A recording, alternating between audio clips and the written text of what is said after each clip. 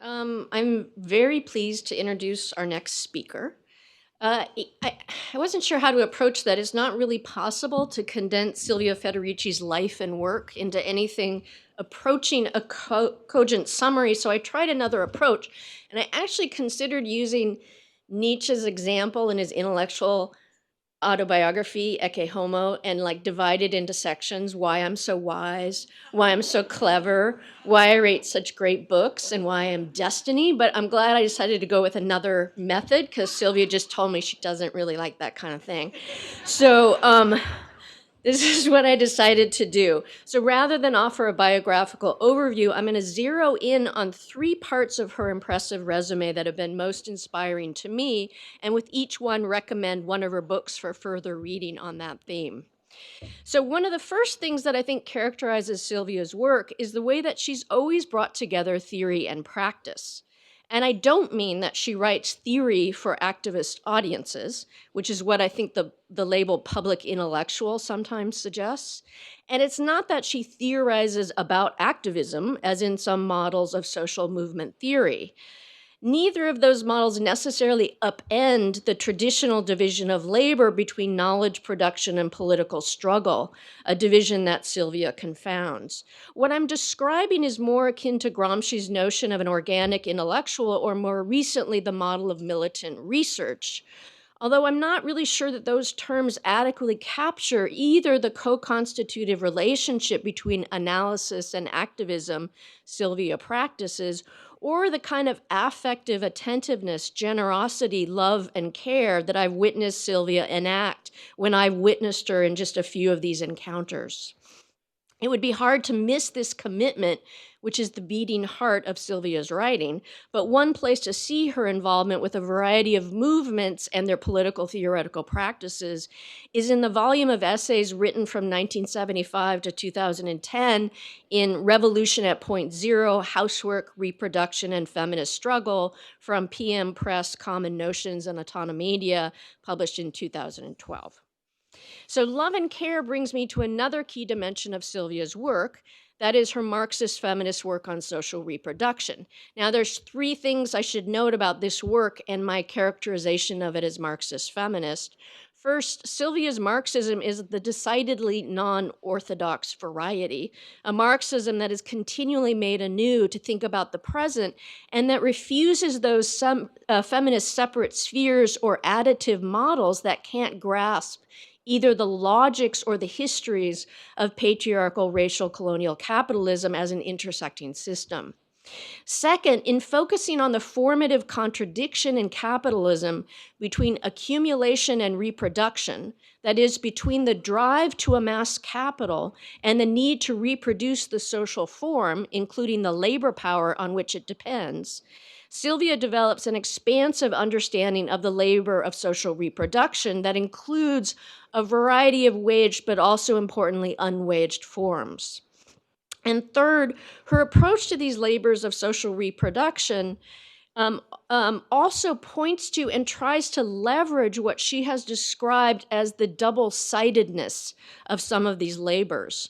The way that they serve to reproduce workers, but also persons, the way they function to reproduce capitalist relations, but also cooperative capacities, practices of care, and relations of solidarity that might point us towards a different future. Perhaps the best source for this is this part of Sylvia's work is a text in which she presents a feminist history of primitive accumulation, a book that's been translated many times, Caliban and the Witch, Women, the Body, and Primitive Accumulation from Autonomedia in 2004. The third part of Sylvia's body of work that I want to mention is close to my heart and offers an example of her own melding of theory and practice and study of social reproduction have come together, and that's her contribution to the 1970s Wages for Housework campaign. As Sylvia has argued, Wages for Housework was a lively feminist activist campaign, but also a perspective on the organization of social production and reproduction, and particularly on the wage in relation to wagelessness. It was also a collective practice of demanding, a method or mechanism for feminist collective organizing. On this topic, I highly recommend a brand new collection of materials Silvia had collected from the New York Wages for Housework Committee that was edited by Silvia and Arlen Austin and published by Autonomedia in 2017. I think Silvia was the best of an amazing group of writers in Wages for Housework who combined trenchant analyses with brilliant political rhetoric in the best tradition of the manifesto form. For a very nice person, she can, as a writer, get right into your face. And I want to offer 2 quick tastes of these writings. One is a quote from a text from the mid-1970s that she co-authored with Nicole Cox, in which they offer a feminist accounting of the working day under capitalism, along with the demand to be paid for it.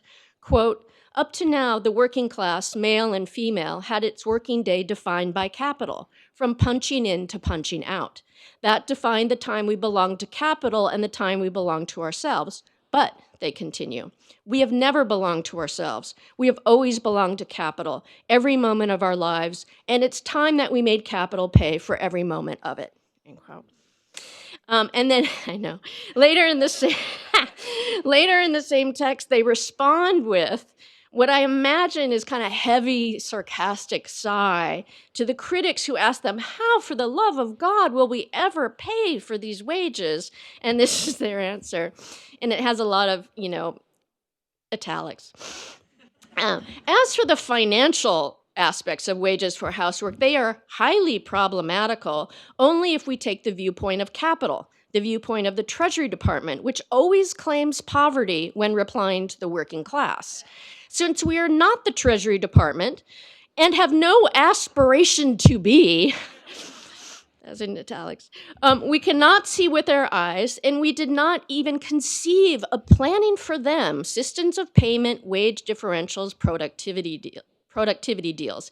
It is not for us to put limits on our power. It is not for us to measure our value. It is only for us to organize a struggle to get all of what we want for all of us and on our terms.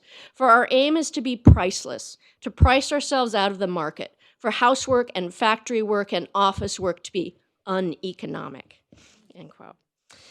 The title of her talk today is Globalization, Capital Accumulation, and Violence Against Women. Please join me in welcoming Silvia Federici.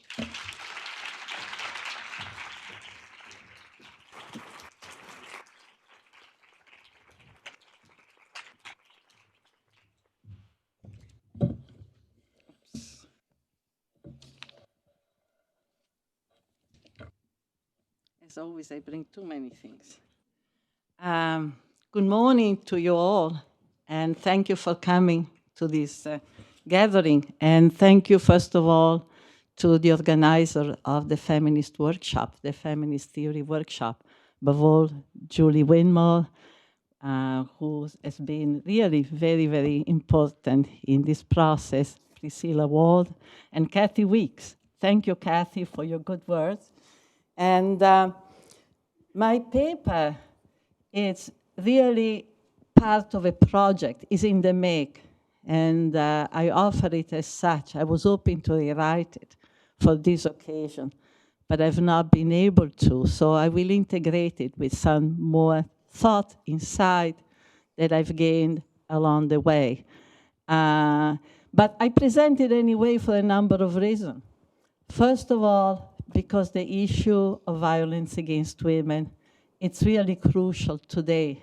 It expresses a sense of emergency that thousands and thousands of women are experiencing across the world in the face of an immense increase in the brutality and in the number of assaults against women. We heard yesterday by Denise Ferreira de Silva about the killing of one more women's leader in Brazil, Mirelle Franco, on the wake of the killing, Berta Cáceres, and many, many, many other every day. But the attack on women is now really it's growing continuously. So in addition, I want to invite you to a project that we are developing in New York and also with women in other countries. It's a project of, the idea is to develop a space of research, of analysis, beginning with the development of a website that will bring together a number of women and men who want to contribute to develop, collect information, collect analysis, and organize also projects, translate that into some form of action in relation to understanding what are the factors promoting this new wave of violence, and most important, how we can resist it. Because I think this is really the goal. You know, how do we need to understand what are the factors that cause it in order to be able to devise forms of resistance. So this is the reason why I'm presenting this paper as it is, though it is not complete. There are many forms of violence to which women are subjected today that are not analyzed, but I hope in the discussion we can fill those gaps. Thank you very much. There was a mistake in the title that I think was printed, which was, there was globalization, capital accumulation, and violence against women, international historical perspective. I think in some of the printing there was a way that was added at the end, but that was a mistake. Since the beginning of the feminist movement, violence against women has been a key issue in feminist literature and organizing, inspiring the formation of the first International Tribunal on Crimes Against Women, held in Brussels in March 1976. Since then, feminist and institutional anti-violence initiatives have multiplied, and as have the laws passed by governments in the wake of the United Nations 4 global conferences on women. But far from diminishing, violence against women has escalated in every part of the world, to the point the feminists now describe it as a feminicide. Not only has the violence measuring the number of those killed and abused continued to increase, its nature has changed, becoming more public, more brutal, often taking forms typical of times of war. For instance, in many cases, one classic example being that of Chuhad Buhares, women are not only killed, but their bodies are displaced in the streets. They are left in public places. There are signs of torture are made visible, and often the bodies are dismembered. So there's something very new also. It's a violence that does not try to hide itself, but on the contrary, it's a violence that tries to publicize itself. What are the causes of this development? And what does it tell us about the transformations that are taking place in the global economy and the social position of women? Answers to these questions have varied, but it is increasingly clear that the root causes of this escalation are to be found in the new forms of capital accumulation, as these involve broad processes of land dispossession, the destruction of communitarian relations, and an intensification in the exploitation of the natural wealth and labor. What remains to be clarified are the specific ways in which this violence is a consequence of and an instrument of the advance of capitalist relations.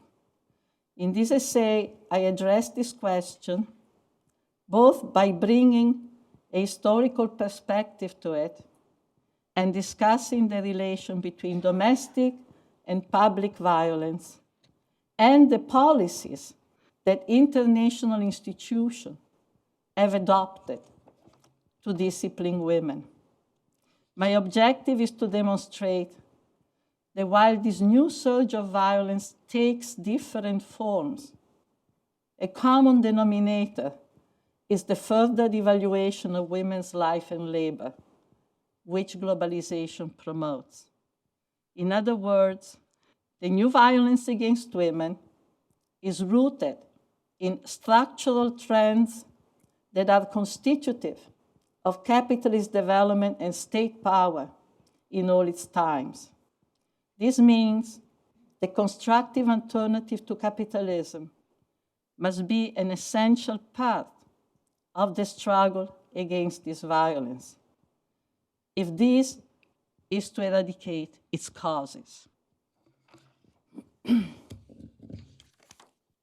History, it's a powerful teacher on this matter. It shows that while capitalism has built its power through war, conquest, enslavement, in other words, violence against women is part of a much broader violence in the past and in the present that affects millions and millions of people, men as well. In fact, in many ways, even today, the violence against men exceeds violence against women. Nevertheless, it has reserved some of the most brutal forms of disciplining for the women of the lower classes, especially those who are the targets of racial discrimination. Indeed, the subjection of women to particularly brutal forms of violence has been a structural element of capitalist society from its very start. Capitalist development begins with a war on women. The 16th and 17th centuries witch hunts that in Europe and the so-called New World led to the death of thousands, young and old.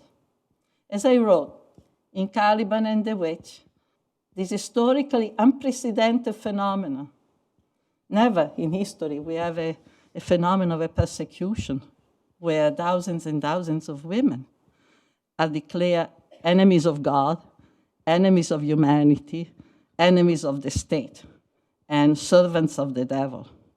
I mean, such an attack on women, I think, has no precedent in history.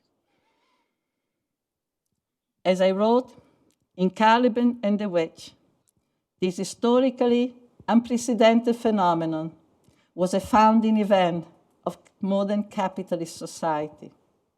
It was a central element in the process that Marx defined as originary accumulation, for it destroyed a universe of female subjects and practices that stood in the way of the main requirements of the developing capitalist system: the accumulation of a massive workforce and the imposition of a more exploitative discipline of labor.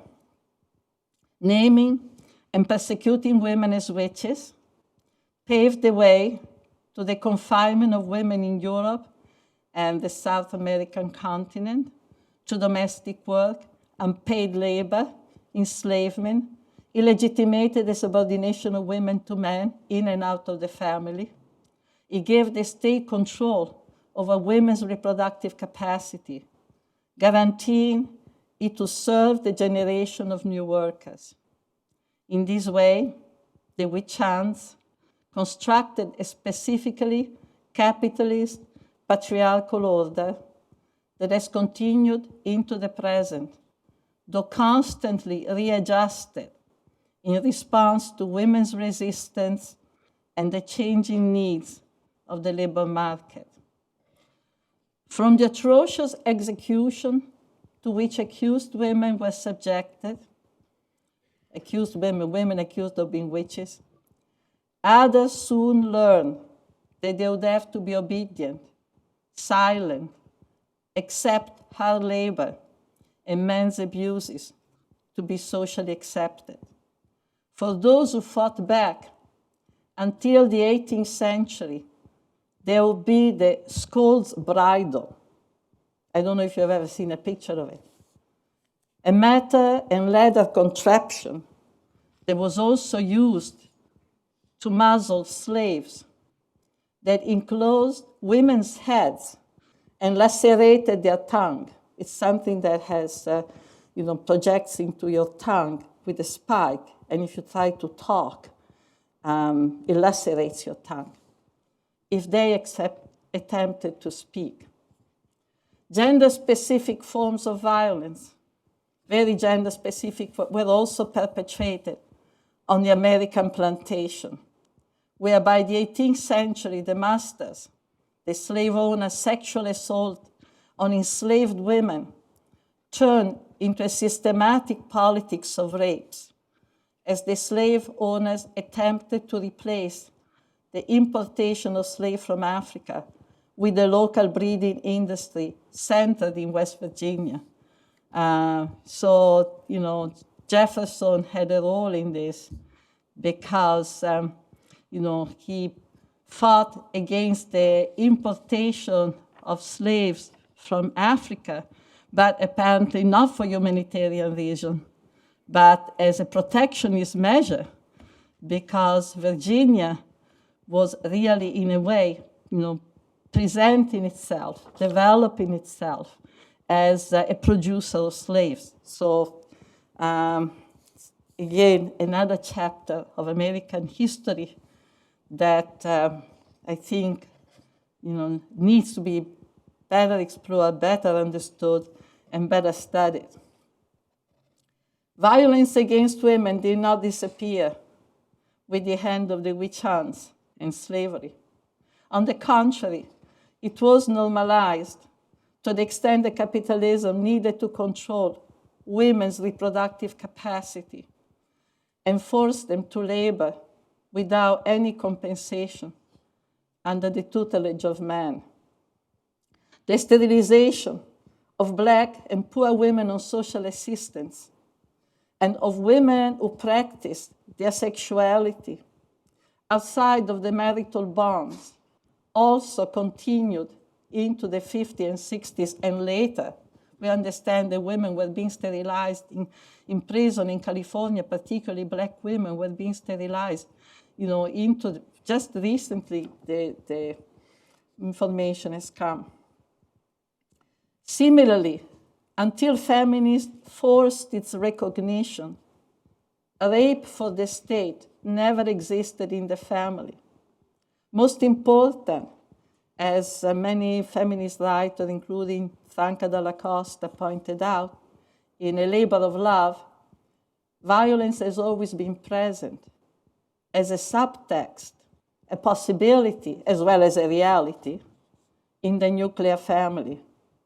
Since through the wage, men have been given the power to supervise women's unpaid domestic labor, use women as their servants, and punish their refusal of this work.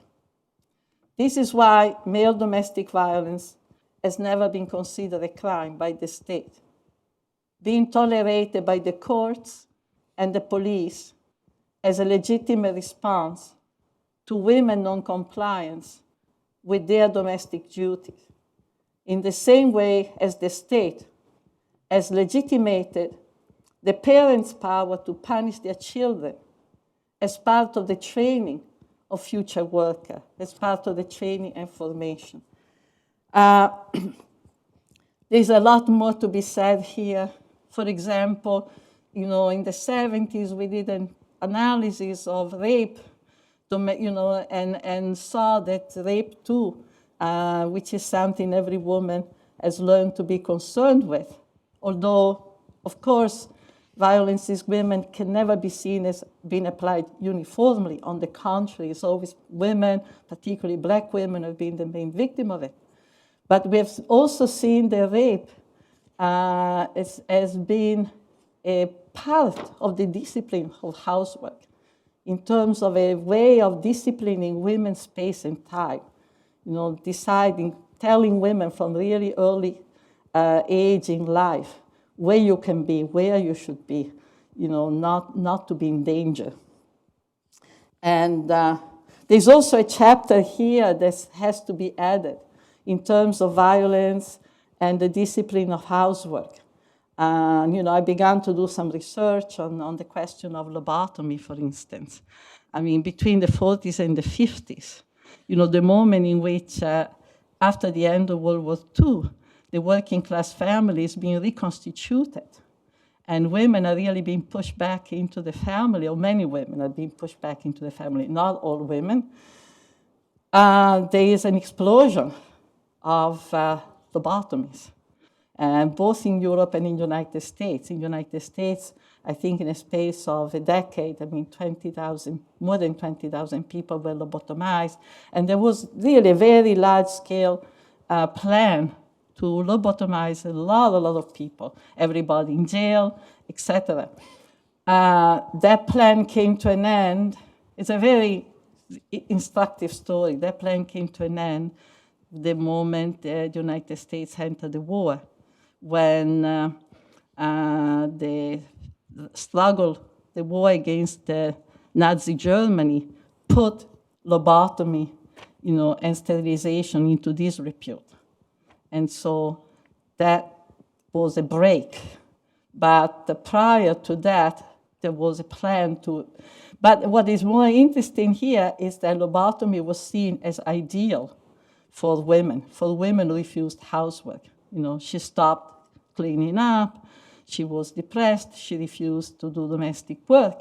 And lobotomy was seen as an ideal because it was seen that believed that housework does not require any brain. And so you have your little robot. Those robots that we saw there, actually, the idea of lobotomy, right, anticipated the idea of those robots, right? The woman who just works as a pilot, That's something that should be added. But while violence against women has been normalized as a structural aspect of familial and gender relation, what has developed during the last decades exceeds the norm. I argue that this is because we are facing one of those dangerous moments in world history when the capitalist class is determined to turn the world upside down, to consolidate its power, which the struggles of the 60s and 70s, anti-colonial, Black power struggle, feminist, students, undermined. And it does so by attacking people's most essential means of reproduction and instituting a regime of permanent warfare. My thesis, in other words, is that we're witnessing an escalation of violence against women, especially women of Afro-descendant, because globalization is a political recolonization process intended to give capital and uncontested control over the world, natural wealth, and labor. And this cannot be achieved without attacking women who are directly responsible for the reproduction of their community. Not surprisingly, violence against women has been more intense in those parts of the world, Sub-Saharan Africa, Latin America, Southeast Asia, that are marked up for commercial ventures, and where the anti-colonial struggle has been the strongest. Brutalizing women is functional to the new enclosure. Enclosure, the concept of enclosure is the concept of the fencing off of communal land, a fencing off that took place in Europe in the 15th, from the late 15th through the 18th century, beginning a process of privatization of land, and which has continued through the colonies and continues today in more extensive form through the politics of extractivism, etc. And I'll come to it. It's functional to the new enclosure.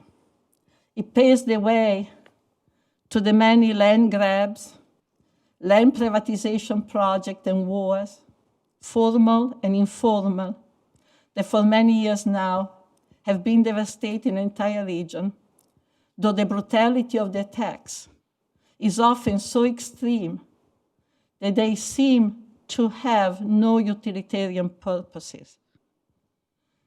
Thus, with reference to the tortures inflicted on women's bodies by paramilitary organizations operating in various regions of Latin America, Rita Segato is an Argentinian sociologist, feminist, who now lives in Brazil, has spoken of an expressive violence and a pedagogical cruelty, arguing that its objective is to terrorize, to send a message to women first, and through them to entire population, saying that no mercy should be expected.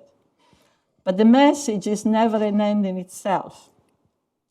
By clearing large territory from their inhabitants, by forcing people to leave their home, their fields, their ancestral lands, violence against women opens the ground to the operation of the mining and petroleum companies, which today are displacing scores of villages, at times just to set up one mine.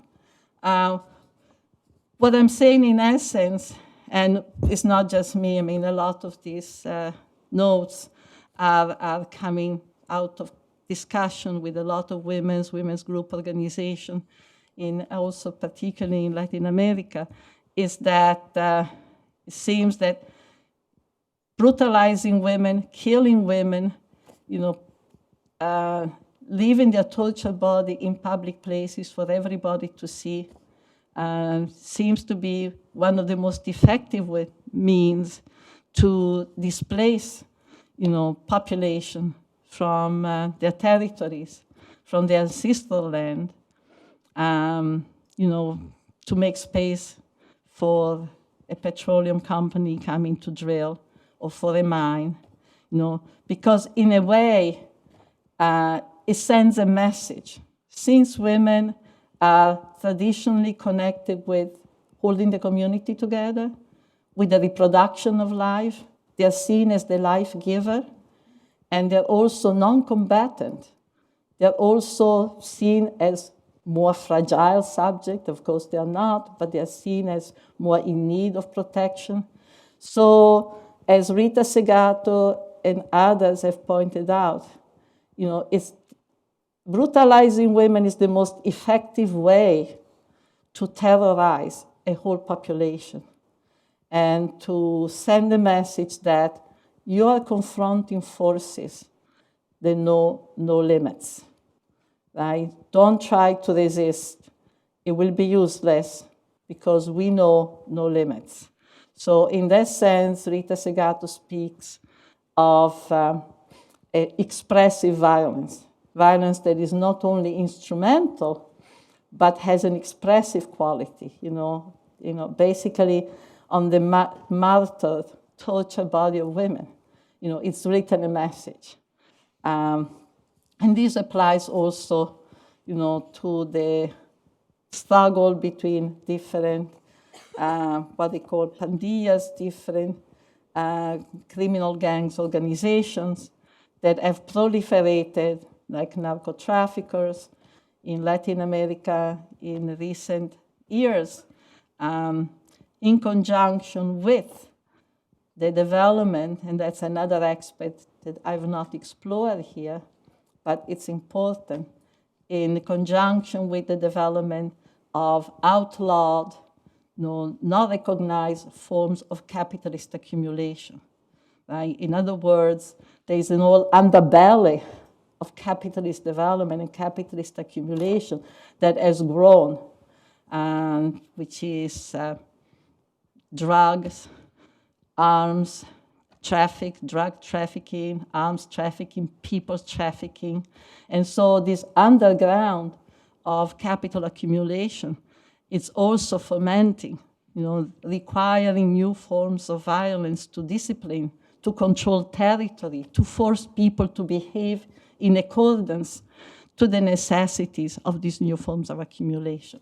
And so in this case too, the attack on women, it's very, very, very effective. It's a most, in the views of those who organize it, most effective to terrorize large population, to terrorize not only women, but large population. This is one important element of the new forms of violence, which is becoming more public, less domestic, although domestic violence continue. But there is also the development of a whole area of public violence. So in this sense, Rita Segato has spoken of an expressive violence, pedagogical cruelty, arguing that his object is to terrorize, to send a message to women first, and through them, through entire population, that no mercy should be expected. But the message is never an end in itself. By clearing large territories from their inhabitants, by forcing people to leave their homes, their fields, their ancestral lands, violence against women opens the ground to the operation of the mining and petroleum company, which today are displacing scores of villages at times, just to set up a mine. Okay, I read this already. And by the way, I want to add that particularly in Latin America, but not only, the violence against women is also now very focused in indigenous native people's land because there is a new drive to privatize. There is a new attack on communitarian land tenure. And in areas like Mexico, like Guatemala, there is really a new war on indigenous people that has to do with putting an end to communitarian land regimes. And in this context too, violence against women is very, very strong. And, for example, the killing of women like Berta Cáceres was very much connected to this defense. Berta was very much involved in the defense of communitarian land and in the defense of the environment. It also translates the mandate, this violence, of international agencies like the World Bank and United Nations that shape global economic policy and are ultimately responsible for the new colonial condition under which corporations operate on the ground. It is to their offices and developmental plans that we must turn, in fact, to understand the logic whereby militias in the diamond, coltan, copper fields of the DRC, the Democratic Republic of the Congo, shoot their pistols into women's vagina, or Guatemaltecan soldiers have ripped with knives the bellies of pregnant women, killing the children they carried. Segato is right, Rita Segato. Such violence cannot emerge from the everyday life of any community. It is a planned, calculated violence performed with utmost guarantee of impunity in the same way as with impunity, mining companies today pollute lands, rivers, streams with deadly chemicals, while the people who live off them are imprisoned by their security guards if they dare to resist. Only powerful states and agencies can give the green light to such devastation, no matter who the immediate perpetrator may be, and ensure that the culprits will never be brought to justice. Violence against women is a key element on this new global war, not only because of the horror it evokes or the messages it sends, but because of what women represent in their capacity to keep their communities together and, equally important, defend non-commercial conception of what is security and wealth. In Africa and India, for instance, until recently, women had access to communal land, and devoted a good part of their workday to subsistence farming. But both communal land tenure and subsistence agriculture have come under heavy institutional attack, criticized by the World Bank as one of the causes of poverty in the world.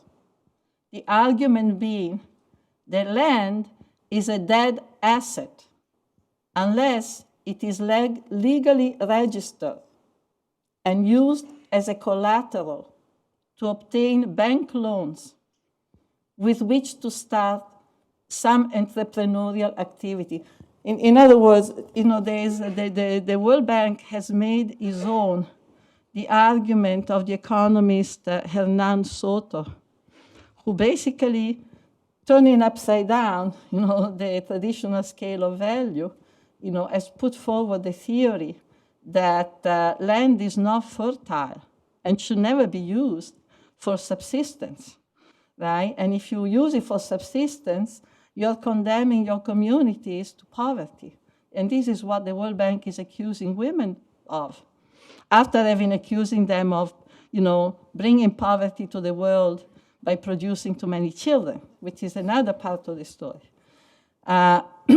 But so the idea for the Soto and for the World Bank is that money is really the living agent, is the productive agent, is money is fertile, right? And so what you do with the land, this is really, to me, is a trap, is a classical trap to induce people to give up communal lands.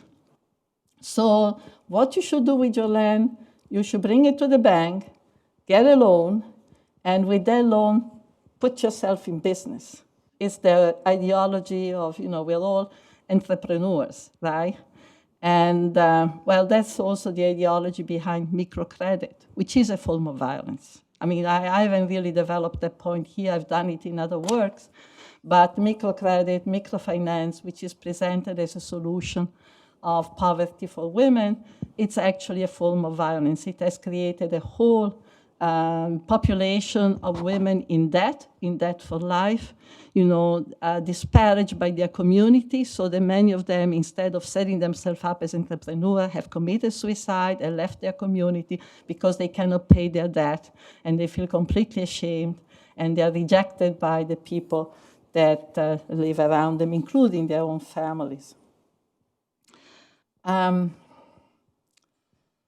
Okay, so in reality, and here I'm objecting to this view that land is not, and subsistence farming is a cause of poverty. In reality, it is thanks to subsistence farming that in the presence of brutal austerity programs like structural adjustment program, privatization, many people in Africa, Latin America, have been able to survive. But such critiques, this kind of criticism, repeated as they are in meetings with governmental authorities and local chiefs, have been successful. And in both Africa and India, women are increasingly being forced to give up subsistence production and work as helpers of their husbands in commodity production, in production devoted to the market. This coerced dependence, which is one of the specific ways in which women today in rural areas are being integrated into development, is by itself a violent process. Women are there's a process that is making more and more women dependent on husband, dependent on wages that they do not themselves earn, and excluded from access to land. Not only it is guaranteed by the violence inherent in the patriarchal man-women's relation, the violence of husbands as well as landlords, but it also devalues women's work and role, setting them up in the eyes of men and their community, and especially the youth, as useless beings, especially when old, whose assets and labor can be appropriated. And here I come to an example of what is happening and this strange complicity between institution and individual people. Changes in land, property relation, and in the concept of what is to be considered a source of value appears to be the cause of a phenomenon that since the 1990s has produced much misery for women in Africa and India above all, which is the return of witch hunting. And by the return of witch hunting, I've been doing some work on this, and if you're interested, I've written on this topic. And already in Africa alone, it's calculated that more than 30,000 women have been killed since the early 90s in different countries, accused of being witches. And similarly, in India, especially in what are called the tribal land, like the land of the Adivasi. And these are all, in each case, there's a direct parallel between this accusation, the incidence of this accusation, and the fact that the areas where they take place are being subjected to land expropriation and land privatization. These are areas that are under a major attack because they still have communitarian land regime. At the same time, there are processes taking place that are destroying this communitarian land regime, and they are turning the land into commercial venture. In Africa, for example, for animal reservation, for safaris, for tourists, or ecotourism, right? And the women are the ones who have been, particularly when they're older women, the women are being victimized.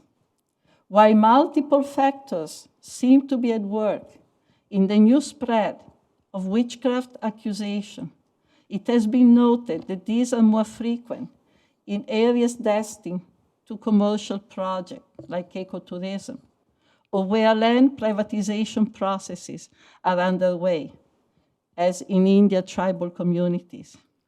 And the accused have some land that can be confiscated.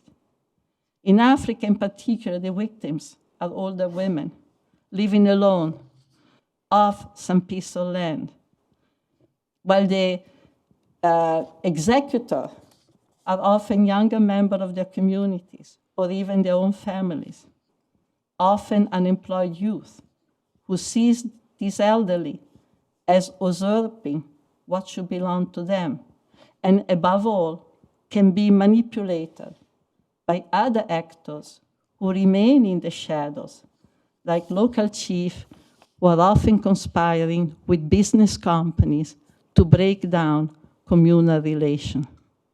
Here as well, the prospect of confiscating land is a major factor, but others too play an important role.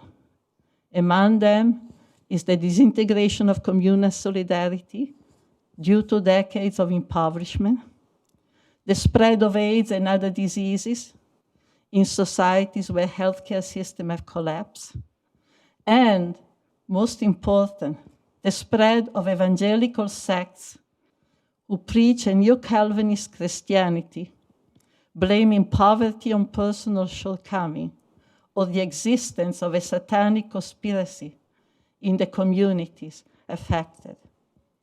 And there's a lot to be said about this. More research has to be done. There's too little that is being written about the work of this Pentecostal evangelical sect, both in Africa and in Latin America, and who are now one of the major forces, political, social forces in many, many fields.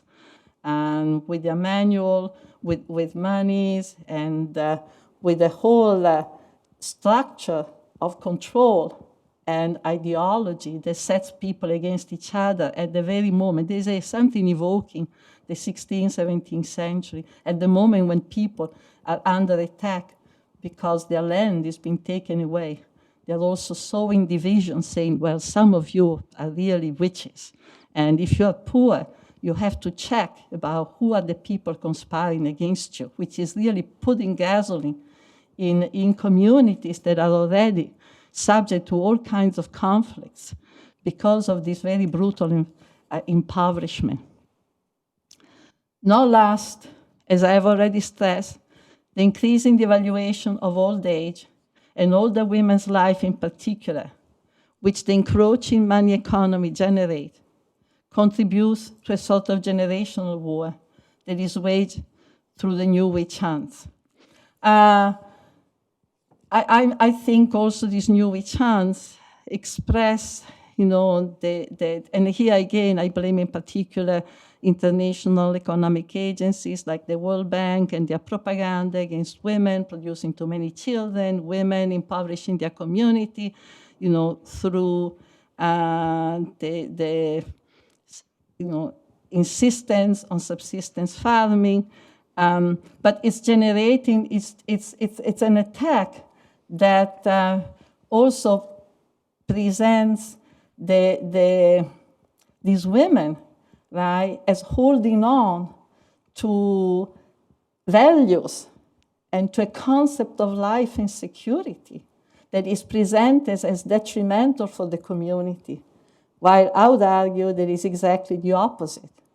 Because in many cases, it is these older women who are holding on to a conception of wealth which says, you don't sell the trees. You don't cut the trees. You don't sell them. You don't sell all the animals. Because this is really security. The land is the security. The money is not the security, but the land is the security, right? And so they are presented as really an obstacle on the way to prosperity for the new generation, right? So there is a whole idea. And there are songs I do in the research that I've done. I've encountered songs in some countries of Africa where the elderly say that they are afraid that even their children will kill them because they don't want to sell the cows and the children want to buy a taxi. And because they see connection with the money economy as the only possible way. So these are the kind of contradictions that are also involved, particularly when it comes to older people. And I'm going to skip some things because I want to,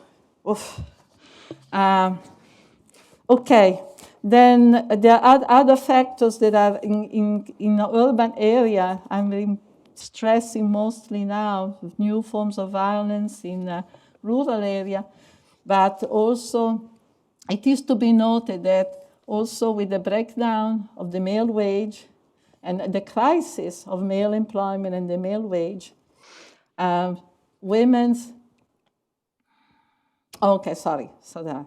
there are other ways in which the new forms of capital accumulation instigate violence against women. Unemployment, the precarization of work, the collapse of the family wage are key factors. Deprived of wages and other forms of income, men often vent on women and their families, their frustration, or try to recuperate the lost social power by exploiting their bodies and work. This is the case, for instance, of dowry murders in India, where middle-class men kill their wives, thousands have been killed this way, if they do not provide a sufficient dowry, or in order to marry another woman and get another dowry.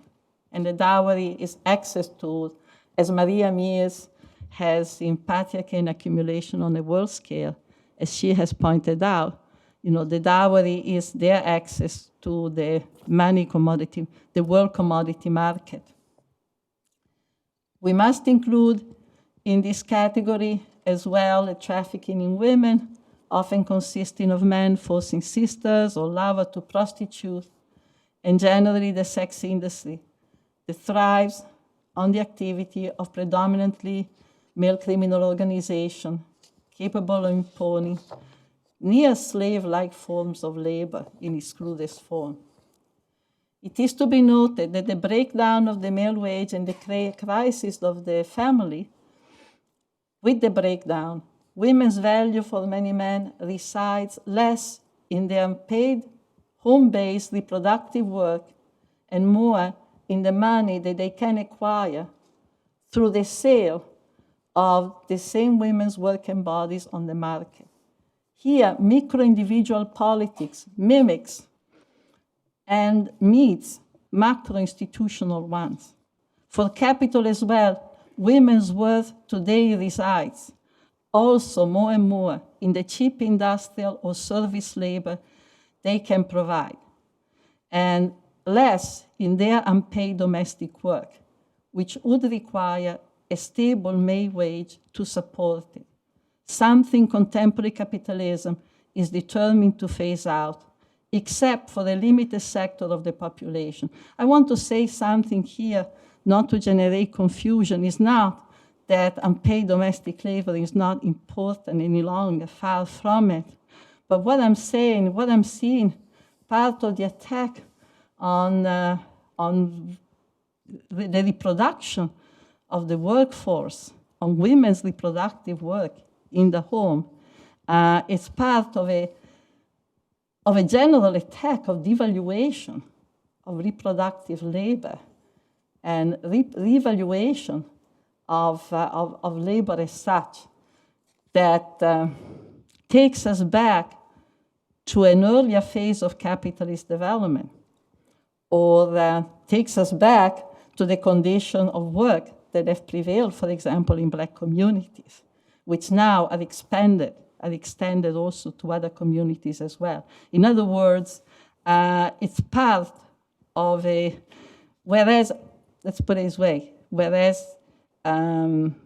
since with the institution of a welfare state, the government committed itself in Europe, in the United States, to invest part of the surplus it's appropriated into the reproduction of the workforce.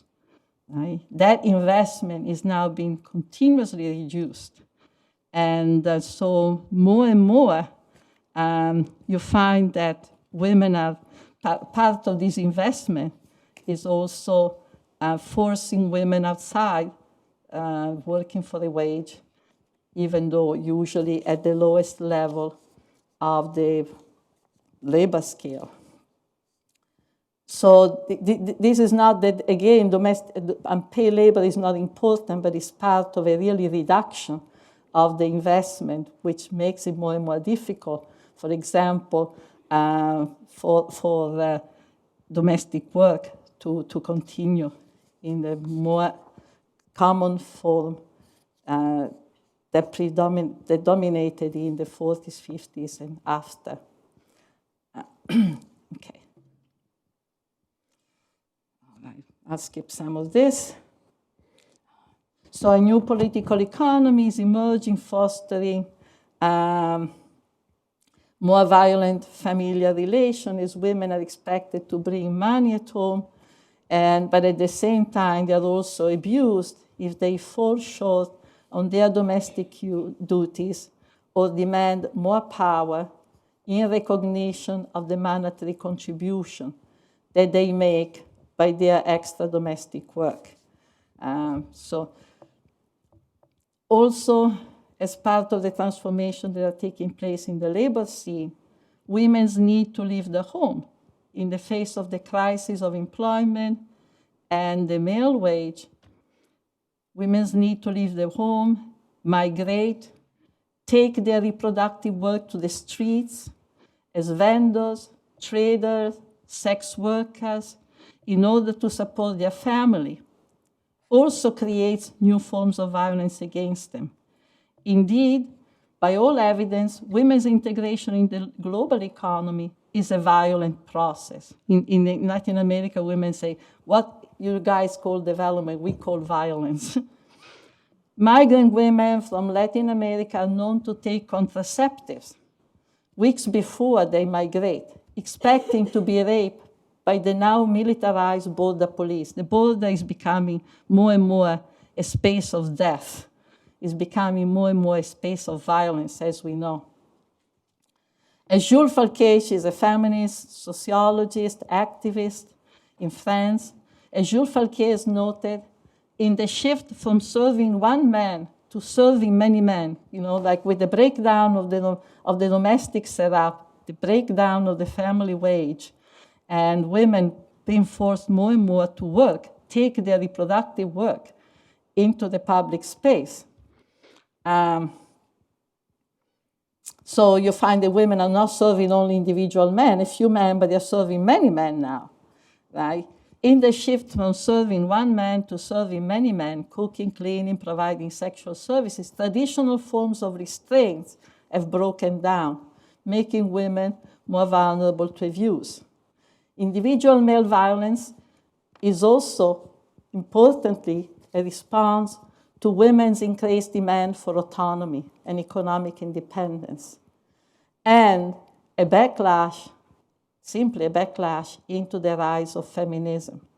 This is the kind of violence that exploded at the University of Montreal in 1989 when a man entered a classroom and, after separating men from women, opened fire on the women, screaming, "You're all feminist," killing 14.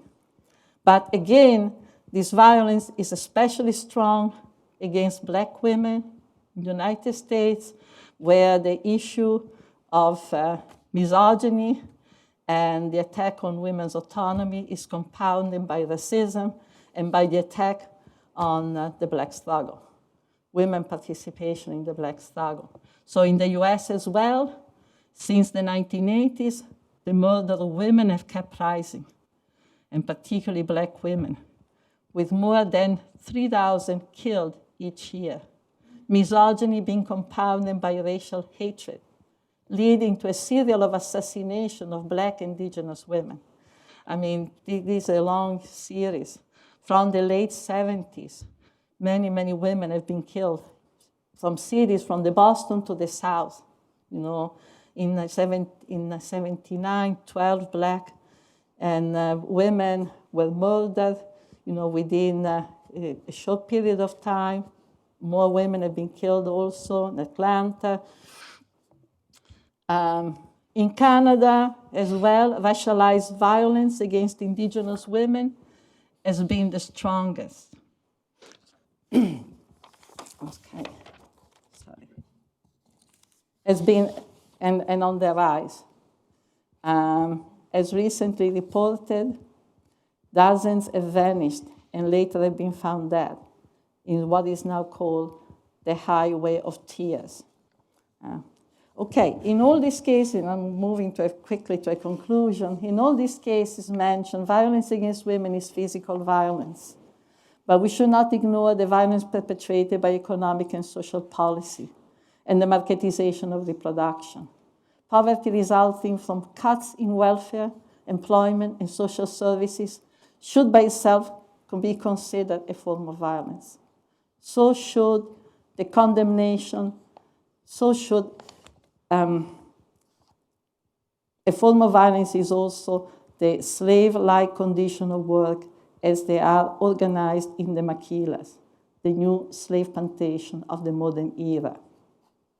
And here it's the classical case is Ciudad Juarez, you know, where, for instance, the violence that was perpetrated now for decades against women has really put a stop to the kind of organizing that was beginning in the early 80s, when women were beginning to organize against maquila work. And now much of the energy in the community for a long time has been, you know, basically concentrated on you know, where's the body, fighting with the police, you know, going around, and the whole territory. It's under really a sense of terror. So this has choked the possibility of organizing on the work in the workplace. As Falke, to this situation, we must add the growing militarization of everyday life, with its attending glorification of aggressive, misogynous models of masculinity. As again Jules Falke has noted, the proliferation of armed men and the development of a new sexual division of labor where most of the jobs open to men, or many of the jobs open to men, require violence, as private guards, security guards, prison guards, members of gangs, mafia, regular and private army. There's been an explosion. Jules Facquet has written a very interesting article where she shows, just by looking at the new forms of work, not only about the new forms of surveillance, war, and so on, just the new forms of male work, the immense explosion of jobs for men that require violence. Statistics shows that those who kill are often men who have familiarity with and access to arms and are accustomed to resolve conflicts with violence. In the US, they are often policemen, veterans from war in Iraq or Afghanistan. Significant has been the high level of violence against women enlisted in the American Army. And here I quote Fanon saying that, Fanon, when he was looking at the Frenchmen who were torturing Algeria rebel, he was making a point: the violence is indivisible. You cannot practice violence all day, and as your job, and then when you come home, become a peaceful man. So the man whose job has been to be violent, who has required violence, brings home that violence in the community, and particularly with the women and the children of his family. Contributing to this violence has been the mediatic construction of over-sexualized, also aggressive models of femininity, openly inviting sexual assault from posters, billboards, splashed on every corner of our cities, not to mention the movies, instigating a misogynist culture in which women's aspiration to autonomy is degraded into a provocation to men and into a representation of women as enemy of men.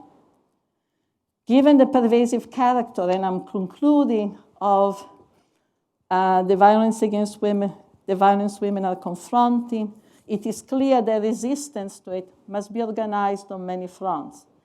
Mobilization against it are already underway, increasingly shunning dead-end solutions, like the call for more punitive legislation, which only serves to give more power to the very authorities who directly or indirectly are responsible for it. This is a big debate, also in the United States, and it's a debate that actually has been carried forward, and I think very powerfully by Black communities and Black women organizations, have begun to refuse the idea that in response to increase of violence against women, we should ask for more severe punishment.